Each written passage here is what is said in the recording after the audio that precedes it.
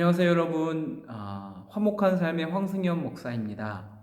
오늘은 누가복음 11장 14절에서 26절 말씀입니다. 아마 몇 해 전 이 사건을 다 알고 있을 겁니다. 타블로의 학력 위조. 타블로가 학력을 위조했다, 안 했다로 굉장히 떠들썩했던 적이 있었지 않습니까? 타블로 학력이 진짜다, 가짜다, 그거 확인하기 위해서 한 프로그램에서는 스탠포드까지 날아가서 성적표를 확인하고 여권도 확인하고 난리가 났었습니다.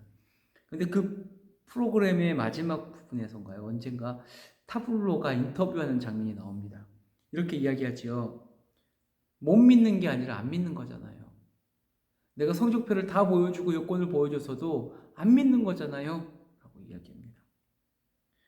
아무리 증거를 갖다 대고 이야기를 해도 믿고 싶지 않으면 진실을 외면해 버립니다.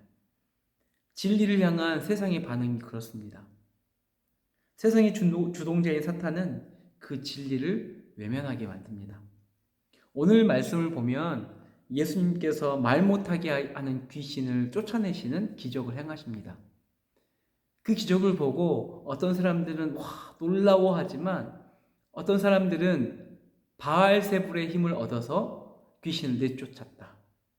또 어떤 사람은 그 표적을 보고 있음에도 불구하고 다른 하늘의 표적을 구하는, 믿지 못하는 사람들이 등장합니다. 예수님께서는 그런 사람들의 생각을 아시고요. 이렇게 이야기하지요.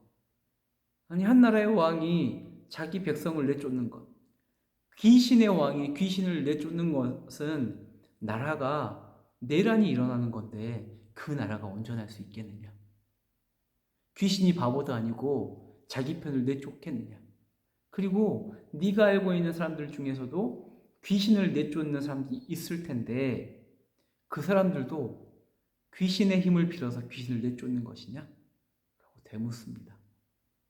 그 말을 듣고 아마 한마디도 하지 못했을 겁니다. 하지만 그들은 여전히 예수님을 받아들이지 않았을 겁니다. 여러분, 사탄이 우리보다 똑똑한데 그렇게 멍청한 짓을 할 리가 없습니다. 세상은요, 고집을 피워서라도 논리적이 아니더라도 그 진리를 거부하고 싶어 합니다. 사탄은 그 진리를 거부하게 만듭니다. 그래서 세상은 자꾸 복음을 밀어내죠. 자꾸 복음을 밀어냅니다. 그것이 세상입니다. 여러분, 오늘 본문을 보면 예수님이 귀신을 쫓아내는 것, 그곳으로 말씀을 끝내지 않습니다.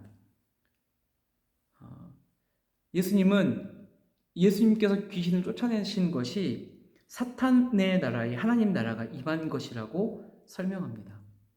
이 사탄의 나라에 하나님 나라가 습격을 한 겁니다. 그 나라의 왕이 바로 예수 그리스도입니다. 21절을 보면 사탄은 강한 자입니다. 무장을 하고요. 그 집을 지킵니다. 그런데 사탄보다 더 강한 자가 등장합니다. 그분이 바로 예수 그리스도입니다.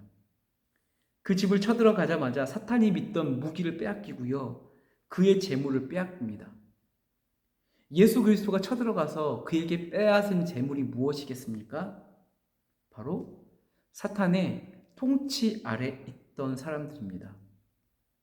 하나님이 예수 그리스도가 왜 사탄의 나라를 습격했습니까? 우리를 구원하시기 위한 습격입니다. 그래서 예수님은 이야기하시죠. 하나님의 나라가 너의 안에 있는 사탄의 나라를 습격할 때에 어느 편에 설지 결정해야 한다고 이야기하십니다.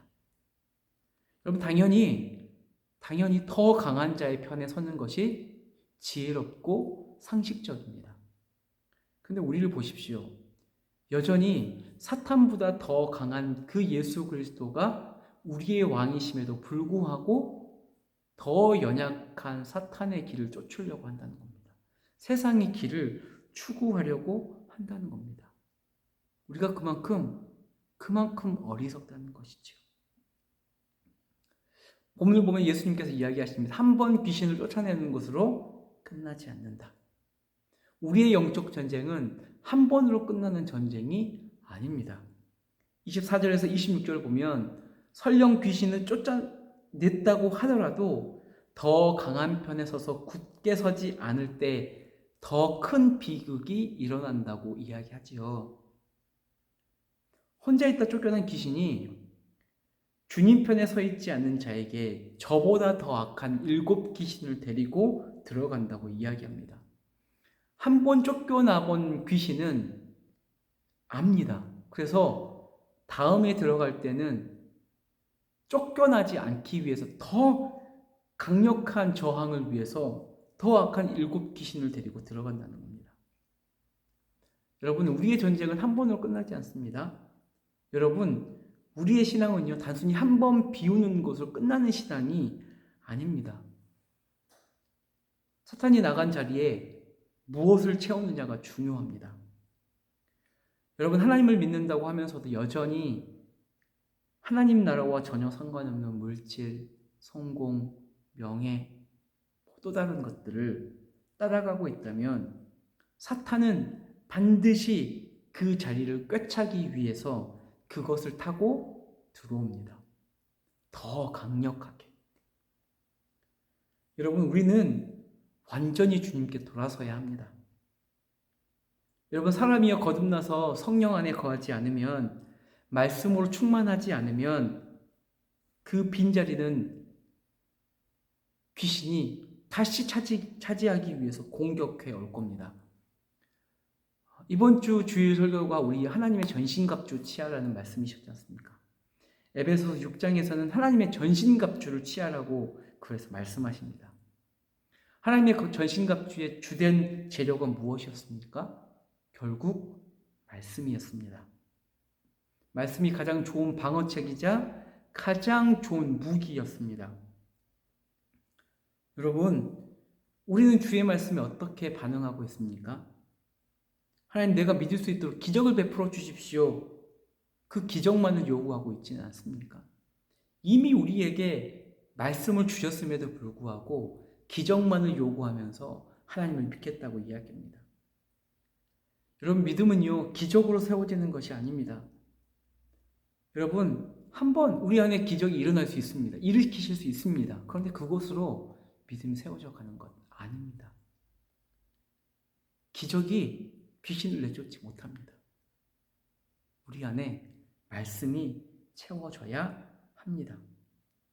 그분이 우리에게 다가오셨을 때에 그분 편에 서는 것, 그리고 그의 말씀으로 나를 가득 채워서 나를 그분께 복종시킬 때에 우리 안에 사탄이 틈탈 수 없는 하나님의 견고한 나라가 세워지는 겁니다. 오늘도 우리의 영적 전쟁은 계속될 겁니다. 오늘도 계속되어질 영적 전쟁에 주님 편에 서서 말씀으로 채워서 준비하십시오. 그럼 오늘도 결국 더 강하신 예수 그리스도가 우리를 승리하게 하실 겁니다. 함께 기도하겠습니다. 하나님, 오늘 하루도 영적 전쟁은 계속될 겁니다. 그때에 우리가 어느 편에 서느냐, 누구를 굳게 잡느냐가 우리의 승리를 결정할 겁니다. 또 우리의 마음 가운데에 무엇을 채워넣느냐, 누가 동행하느냐에 따라서 그 전쟁이 판가름 날 겁니다.